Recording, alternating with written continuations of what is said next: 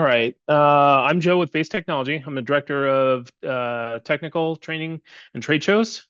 And Sam back at SEMA asked me to go over with you guys some of our products other than the GSR that yours the main thing that you guys offer. So I am going to go through the GSR today because we've had some updates on that, and then go through some of our other product offerings as well.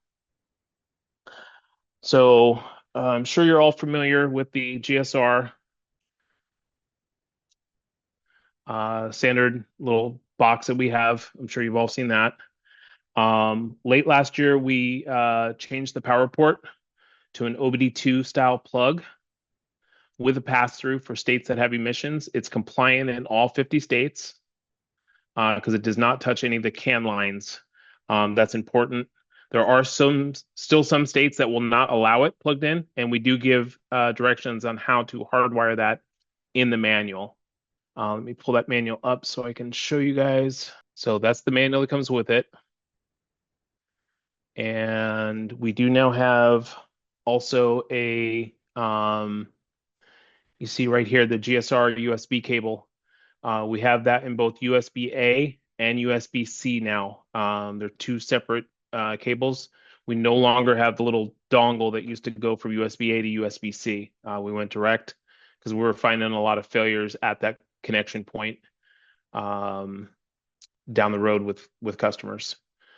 Still the standard SXB 300 plugs into that, which you guys supply. Very simple connection. So it's basically USB, GSR for the USB for the data and to turn the unit to wake the unit up, and then the OBD2 to plug in for power. You run the GSR or the SXB antenna and the tuner, and you've got music inside of 2-3 minutes. Test everything, and then you do the install. And then I will stop sharing on that one and show you the two cables. So that's the USB-C, and that's the older USB-A. They both say SAT radio on them, so that the customers know that they are for the satellite radio and not to unplug them. If they do unplug them, basically when they plug them back in, they're going to have a 1 to 2 minute wait for it to resynchronize with the factory radio. Also, the unit has up to 36 presets, unlike the factory ones. But it's in a different menu than we're not using the factory buttons for AM, FM, and what you would have used for satellite radio had it come from the factory. So there's a separate menu on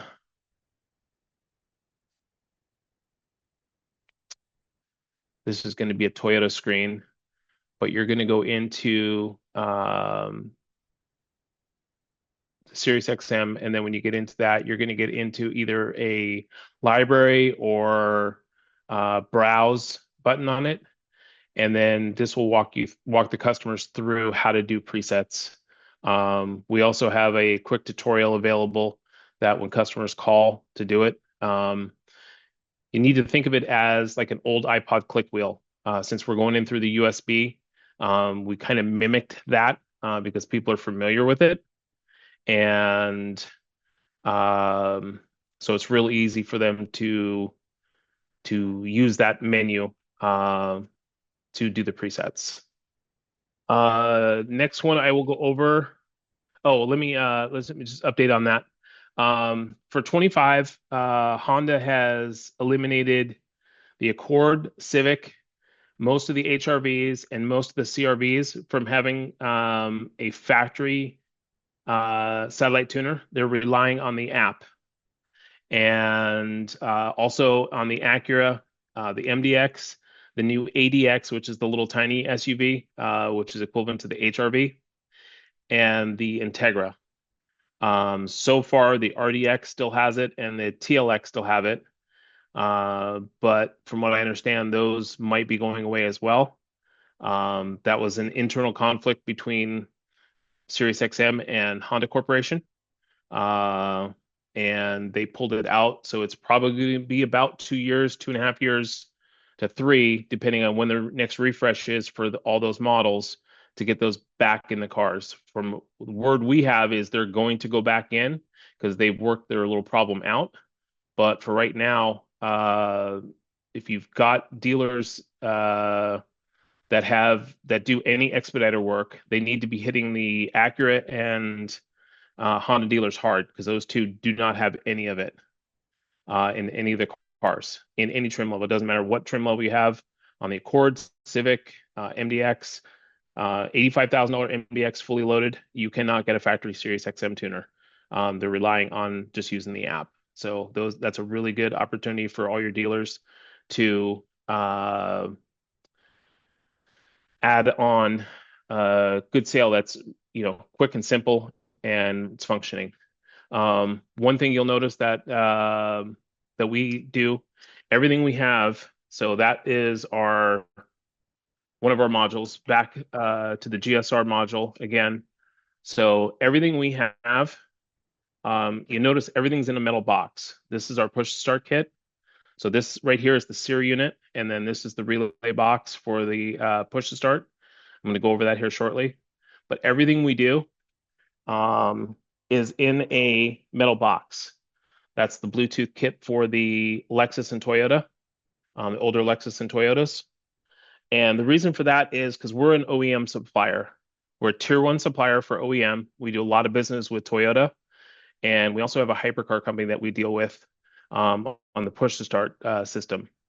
So everything that we do goes in a metal box because we build everything and design everything ourselves and bring it to market. And so you don't have the reliability issues of buying a plastic box off the shelf of something in China and have to worry about that down the road. I know you guys are familiar with the GSR unit. You do a lot of those. Failure rate is less than 0.5% on those. So they're very, very few and far between on failures on those. And as far as our push to start system, which is the next thing I'm going to go over, so these two pieces, this is OE in a car that starts at $2.5 million, the Zinger hypercar. If you want to look those up, it's a new hypercar company that came out about 4 or 5 years ago. Like I said, they started about $2.5 million, and you do not leave those customers stranded. The benefit of our push start system is our fob size, because we have all the same safety technology as theirs. So that's my fob for my 21 Ram truck. And that is the fob for our system, has a little key tag. If you think about a tile chip that you can add for tracking, that's about how big it is. So you can see next to it just how big of a difference that is. So that's our current fob that we have right now. For some reason, we've had a lot of customers complain that it doesn't have any buttons, even though it's a completely passive system.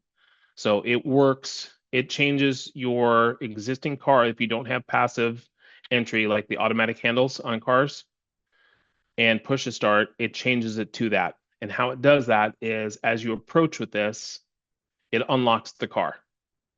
When you depart, obviously it locks the car. This can be in your pocket, purse. You don't have to do anything with this. It's as long as it's on your person and you approach the vehicle, depart the vehicle, it's going to do what it needs to do. However, some people have asked for buttons for some odd reason. And so this is our next generation. There's 3 buttons on that. It's kind of hard to see them, but hopefully you can see that. Obviously bigger than our current one, but still not as large as my factory one. So this is also going to be the fob for our new golf cart kit. We've got a golf cart push to start kit coming out this year. That should be out, we're hoping August, along with the new push to start system as well. This will have dedicated lock unlock, and we're still in the works on what the third button is going to do, whether it be trunk or just an accessory, or there's other options as well. So that system has all the same safety features that the current systems out there for Toyota, Ford, Honda, anybody else has. So can't shut it off while it's in gear going down the road, just like all the current ones. You have to put your foot on the brake to start it, so that's not going to move. That every same feature that all the factory ones have, we have as well. So very simple install. Well, I say simple. I've been doing it a long time, so that's relative. But it's if your dealers are asking about it, and there's more and more people that are asking about it, because there's a lot of cars out there that are still key start. Not as many as there used to be, but there's still a lot. And then we also sell this. So, like I said, this is the SEER module, and then this is the relay module. We sell this by itself too, and that's just the SEER system. So that is just basically gives you passive entry. So locks and unlocks the doors as you approach and depart, turns lights on, that kind of stuff. But it does not do push to start. When you add this, it does. So, and there's a lot of cars out there right now, Jeep, Wrangler, Gladiator, the new body style Ram, Bighorn, Tradesman, that are push to start but don't have any passive handles.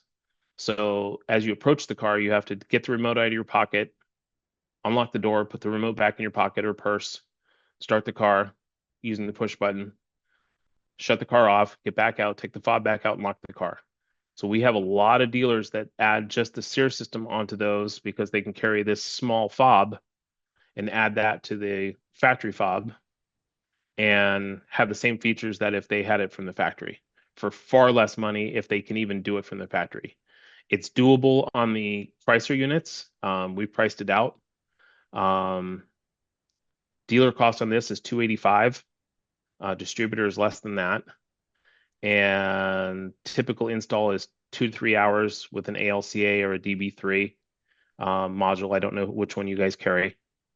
And so under $1,000, you're in passive, where on a factory one to replace the handles, the hub, and the programming, if they can even do it, you're at about $2,200 to $2,700 from most of the Chrysler dealerships for the different model of cars out there.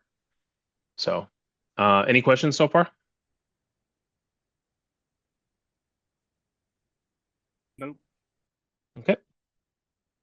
The next piece is one of our had this piece for a really long time. It was this and the GSR is kind of what started everything at VAIS 22 years ago. And this is our Lexus and Toyota Bluetooth adapter. So it is streaming only. And it is for Toyota and Lexus. Lexus up until 2009, 2002 to 2009 about, because 2010 and up had it. And some of them had it before that. Some of the higher lines had it before that, but some of them were only Bluetooth phone calls, not streaming. This is a streaming only Bluetooth adapter. The nice part about it is literally plug and play at the radio. So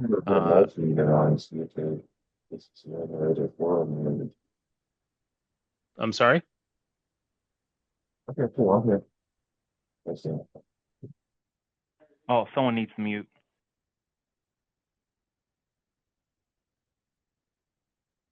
Okay. So this is plug and play at the radio. This particular one is for Toyota. The Lexus cable is similar. Most of the time, you don't even use the female end. You just use the male end right here, this one here, because most of the time it doesn't have what would have been the accessories to go into the female one, but it's there in case you need it on both the Toyota and the Lexus one. Still a really popular piece because as you know, those cars last forever. And for whatever reason, the Lexus cars, they just keep getting keep getting sold down the line. And the first people that bought it were older people that didn't have that technology, and the people that are buying those cars now want all the modern technology in an older car, so they're adding those pieces. So we still do a lot of those.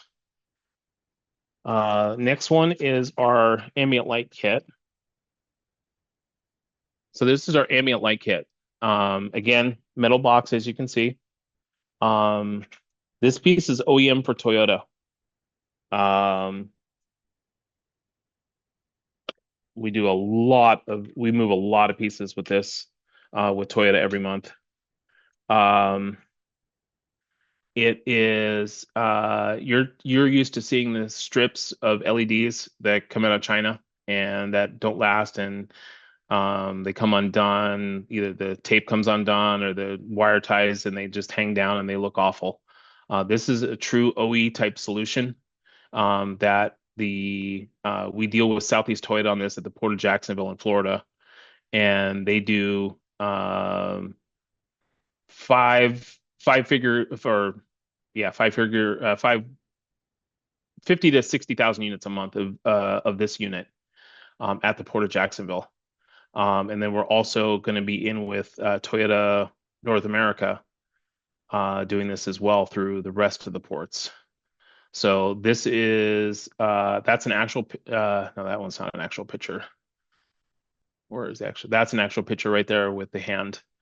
So you can see how bright it is. That's one light in each footwell and one inside the center console. And it's actually six heads. So if you go back up here and you can see there's six heads, it's 3 and 3. So you have a front zone and a rear zone. So you're going to have three that in the front that are the same color, three in the back that are the same color. It is a 4-wire install, so it's very, very quick to do. Um, and then this black part right here is the Bluetooth adapter, that connects it to your phone. So you download an app on your phone, and you connect to it and control everything from that. Now you can have, like I said, two different colors, or you can do them the same. You can sync them. You can have different brightnesses. So you can have the front dim, so it's not as bothersome on the driver, and the rear bright, all the same color, all dim, doesn't really matter. You can mix and match. There's 16,000 colors. It is also controllable through CarPlay. It is not controllable through Android Auto as of yet. That should be by the end of the year. Ironically, everybody thinks that Apple is the one that's hard to deal with as far as getting apps done, but it's actually the opposite. Android's the one that's difficult because everything's an open platform and you got to make it work for all those different brands of phones. So, but that will be coming by the end of the year. So, if any of you have done, depending on how long you've been in the business, old code alarm LEDs, that's exactly how these things mount. So I'm going to stop sharing this so you can see this. So that's the lens for it, and then that's the collar for it. And this is the actual unit with the 6 heads on it. Those are fiber optic. So they are obviously glass because they're fiber optic. So when you drill a hole for these, that's what it looks like from the end, an 8 mm hole. So what you do is you actually on these ones, you slip the collar onto the thing after you've drilled the hole, obviously, and you put this through. You put the lens on, and then you snap this up into it. And once you do that, it's set in place. I'm not going to do it now because I'll end up breaking it to take it out because it's a one-time use thing. But it protects the end of the fiber optic, and it also helps diffuse that light out onto the car in different positions so that you get all that brightness down below. So from that little tiny head, that's how much they glow. Obviously, the higher up and farther away you are, the wider that pattern is going to be. That right there is a picture of the app on the CarPlay screen. And this is what I was talking about with the strip lighting. So the ones that fall down. Comes on with the parking lights at night. Or if you hook them up, there is a way that instead of hooking up to the parking lights, you can hook them up to the ignition, and they're going to come on all the time. We have a lot of people that do that. Why, I don't know, because it's you can't really see it during the daytime, but That's the way they want to do it. You can actually do it either way. But and then that's the picture of it installed in a Toyota. So it goes inside the center console. You got three leads going forward, one going to each footwell forward, and then the little pocket in front of the shifter. And then the back is the two footwells in the back and inside the center console, so you can light that up. The other thing that this offers is when you open the doors, whether the system's on or off at night, when you open the doors, everything goes full white, full bright if you have that wire hooked up. So even if the car is running and the parking lights are on, if you open a door, it's going to go full white, full bright, so it lights up everything inside. So if you, gives you additional light inside the car to, find things that you needed, that you dropped or whatever the case may be, to grab stuff to go. So as you see there, that's kind of a diagram of the system itself. So 3 and 3 to the front and rear footwells, center console. This is actually set up for our Toyota one. So this one only has 5 because the Toyota one only has 5 because they don't want one exposed in front of the shifter. So they do inside the center console and then the 4 footwells. But that's the 4 wires, power ground, illumination, which is your parking lights, and door trigger. So real simple install.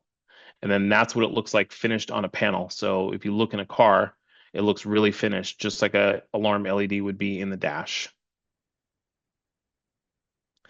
Since it is fiber optic based, like I was saying earlier, these are going to be inside the car. So it'd be no place, you cannot go through a door jamb into the door. If you want to do ones, we have customers that have done, we have a guy with a Tesla that did 5 or 6 modules in one.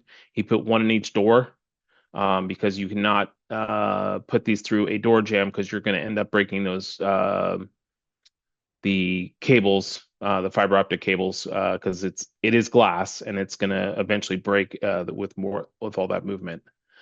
But that's an idea of the light or the color options that you have.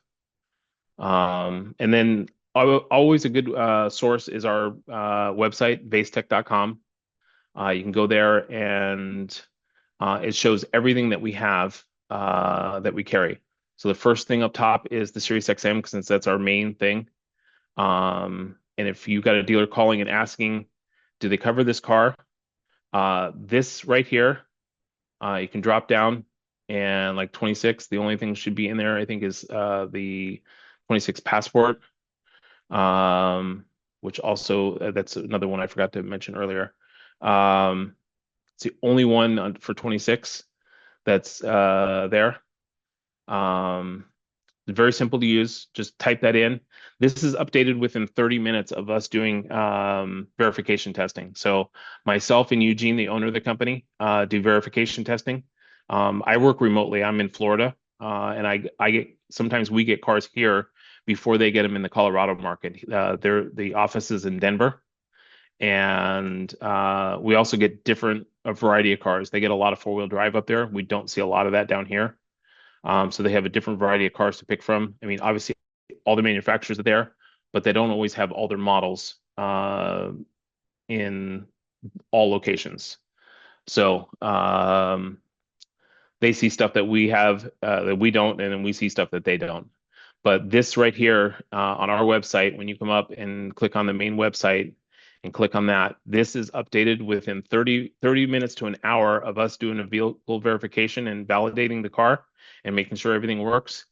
That car is going to be on here, and if it populates whatever the customer calls in and says, can you do it on this particular car?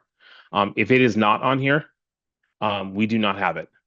You'll notice for like 23 and up, I think it's actually 22 and up, Kia and Hyundai. So there's one Kia, should be the Sportage if I remember right. Yeah, Kia Sportage. They changed their radio system during COVID. They were having problems getting parts. So after that, they changed their whole protocol and we couldn't get into it anymore. Nissan's another one that is very limited what we can do. But anything that's on there, you can do. Um, and like I said, it's going to be on there within a half hour to 45 minutes to an hour at the most. And you see, we go all the way back to 2001. That's going to be Lexus 2002. Toyota is going to start 04, 05 on most of them.